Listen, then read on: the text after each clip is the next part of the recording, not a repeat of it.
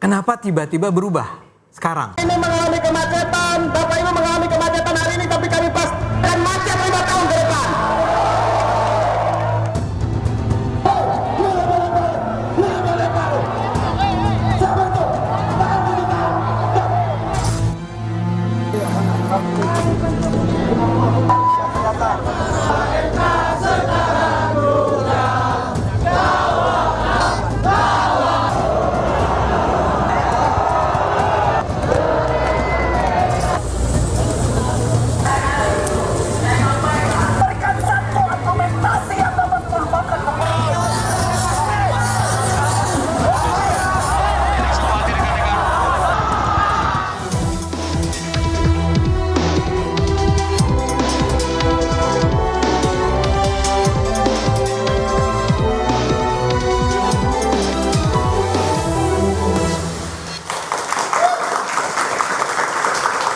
Selamat malam pemirsa, dinamika politik jelang pendaftaran calon kepala daerah semakin membara dan sempat diabaikan Badan Legislasi DPR RI ketok palu Mahkamah Konstitusi soal Undang-Undang Pilkada bak angin segar bagi masyarakat. Nah hari ini masa dari berbagai golongan turun ke jalan mengawal putusan MK. Revisi Undang-Undang Pilkada batal disahkan oleh DPR RI. Demokrasi negeri kini diuji. Akankah koalisi parpol berubah lalu muncul banyak calon kepala daerah atau hanya ada koalisi raksasa dan calon tunggal di mana-mana? Bersama saya Anisha Dasuki Dan saya Aryo Ardi. Inilah interupsi sah Pilkada 2024 ikut putusan MK. Dan pemirsa sudah ada 4 narasumber yang akan membahas putusan terhangat yang baru sekitar belum sampai 1 jam yang lalu. Ya.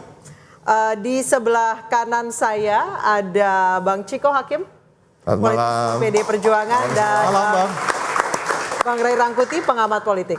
Selamat malam. Dan di sebelah kiri saya untuk melengkapi narasumber yang hadir malam hari ini sudah hadir 2 orang narasumber. Yang pertama adalah Bang Ade Armando, politisi dari PSI. Selamat malam Bang Ade. Malam. Ada Bang Panel Barus, Bendahara Umum Projo. Selamat malam. Malam. Panel. Selamat malam. Baik, di acara ini silakan berdebat, kalau dipotong jangan baper karena ini adalah interupsi. Dan ada satu narasumber kami yang berada di floor, Muhammad Ruliandi, pakar hukum tata negara. Selamat malam Mas Ruli. Dan juga ada mahasiswa dari UPN Veteran Jakarta dan juga dari BSI yang tadi pagi ikut demo di DPR. Selamat malam. Luar biasa, jam segini masih on ya. Dari pagi udah standby ini saya di DPR ya. Betul sekali. Nah pemirsa, putusan MK ini menjadi sinar terang dari gelap ancaman kota kosong pilkada. Tapi mengapa hanya selang sehari DPR merevisi Undang-Undang Pilkada dan massa dari berbagai lapisan pun hari ini turun ke jalan menyerukan peringatan darurat di negeri ini, meneriakkan penegakan demokrasi menjadi harga mati bagi kita semua.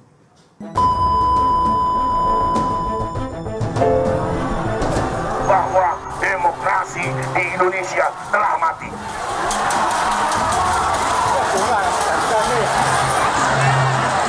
Di hari ini, saya sudah tidak bisa lagi berhenti diam.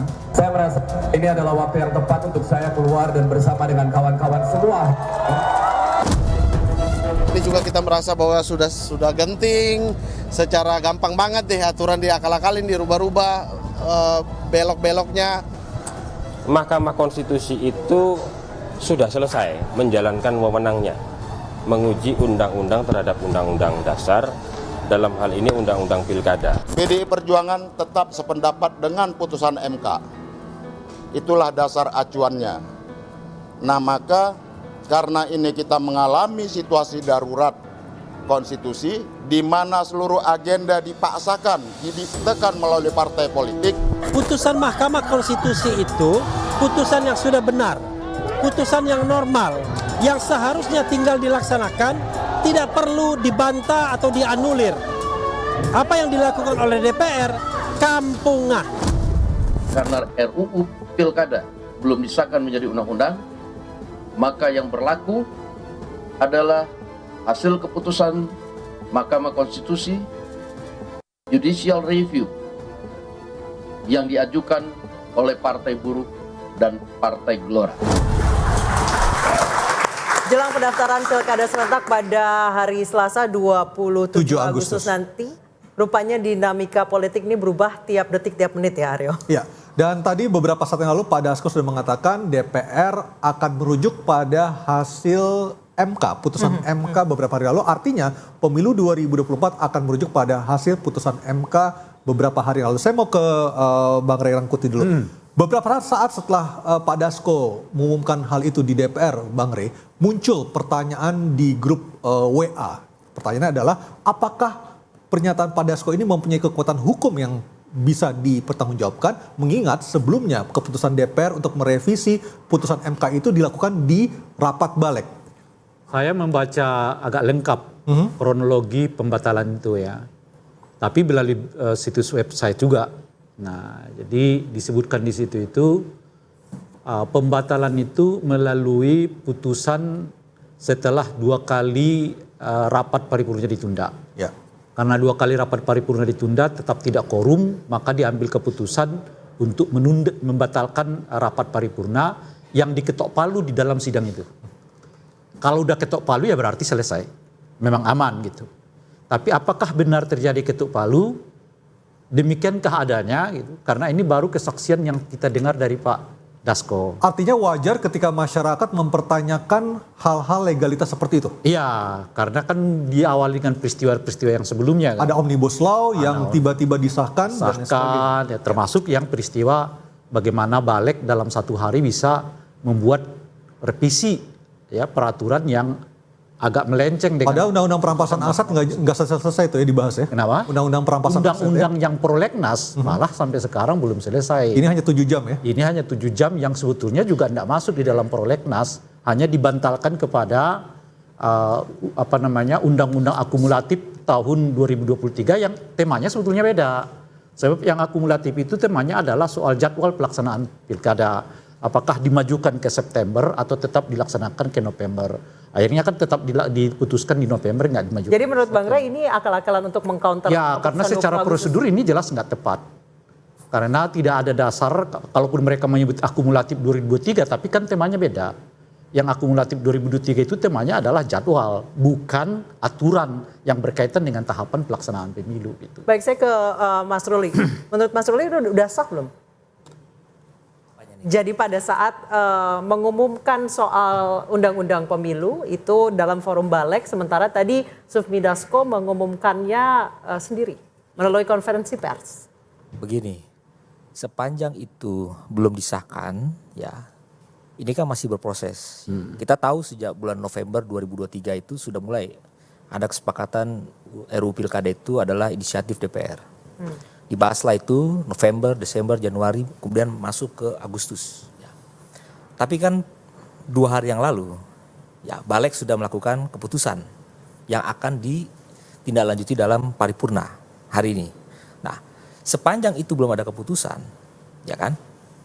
Secara de facto, ya, secara hukum juga, sebetulnya secara mewakili merepresentasi itu, Pak Wakil Ketua DPR juga dianggap bahwa proses ini memang belum selesai. Karena ada statement juga kan yang kita lihat, sepanjang itu belum disahkan dan itu masuk pada tahapan pendaftaran tanggal 27, berarti ya kan hukum mengatakan DPR akan merujuk kepada putusan MK. Iya. Itu perkembangan terakhir. Iya. Ya. Terlepas dari itu apakah diselesaikan paripurna atau enggak, ya itu merupakan ranahnya DPR. Karena mereka terikat dengan peraturan tatib ya nomor 1 tahun 2020. Ada aturan-aturan yang harus diselesaikan. Nah, jadi menurut saya ya secara hukum memang hari ini kalau tidak ada tindak lanjut rapat-rapat pengambilan keputusan, ya berarti selesai sampai di sini. Itu dari proses yang berjalan di DPR. Saya kira itu. Bang Ciko, ada kekhawatiran nanti tiba-tiba disahkan lagi saat tidak ada masa mengepung Senayan? Saya rasa masyarakat juga udah belajar ya dari hal-hal itu ya. Tapi gini loh, saya nggak mau juga mengerdilkan terkait dengan putusan MK 60 dan 70 ini selalu orang mengatakan mengaitkannya dengan PDI Perjuangan, mengaitkannya dengan Pilkada DKI Jakarta. Enggak, ini buat semua partai kok. Yang gugat itu Partai Gelora dan Partai Garuda dan 2 mahasiswa dari Universitas Partai Buruh. Partai Buruh juga. Nah, intinya ini artinya semua partai sedang bersukaria sebenarnya. Mungkin ada yang secara terang-terangan, ada yang dalam hati karena nggak enak sama patronnya ya. Tetapi ini justru akan kembalikan demokrasi kita ke jalur yang sehat. Demokrasi itu hakikatnya apa sih? Demokrasi itu kan tentang keberagaman pilihan. Nah, sementara akhir-akhir ini ada keberagaman pilihan dikebiri oleh beberapa kelompok, sehingga untuk memajukan satu calon dan kemudian maju untuk melawan kota kosong misalnya, atau maju melawan calon yang disebut calon boneka. Kita ngomong apa adanya. Ini yang terjadi sekarang. Nah, yang disayangkan adalah satu hal terkait dengan kota kosong. Saya ingin menjelaskan dulu supaya masyarakat tahu.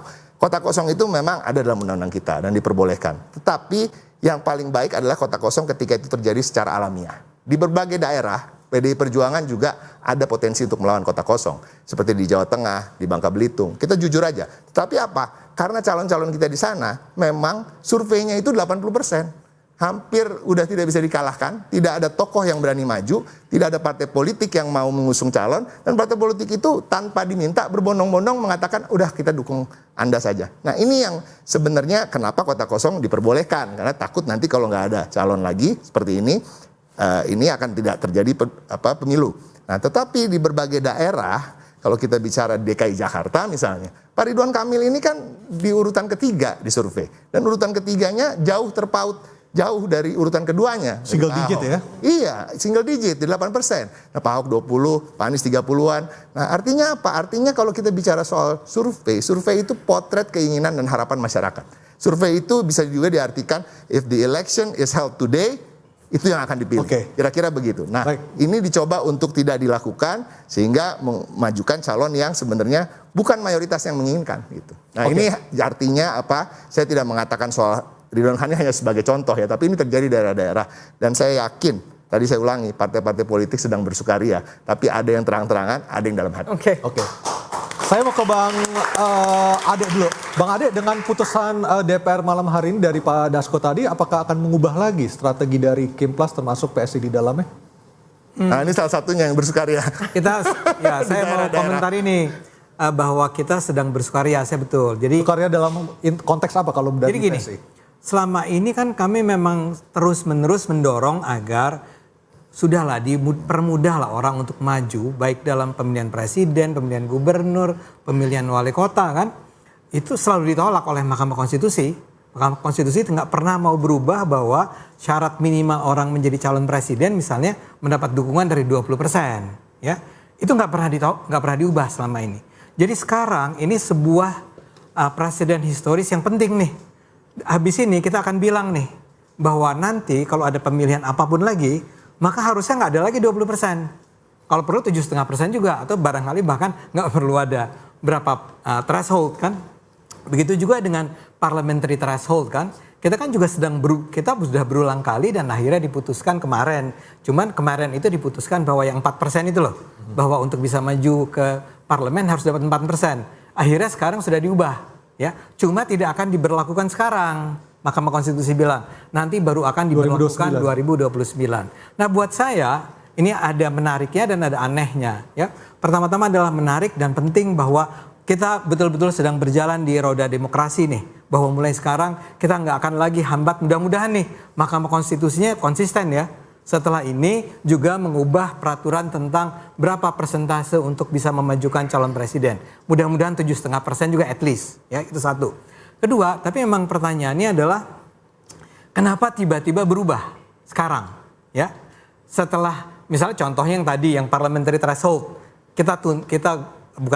masyarakat meminta agar itu diubah, akhirnya diputuskan bahwa iya memang nggak usah 4%, tapi kan diberlakukannya bukan tahun ini.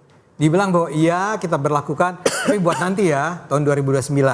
Tapi kali ini si Mahkamah Konstitusi menyatakan itu berlaku sekarang. Ya, itu keren artinya. Memang nggak usah ditunggu-tunggu lagi.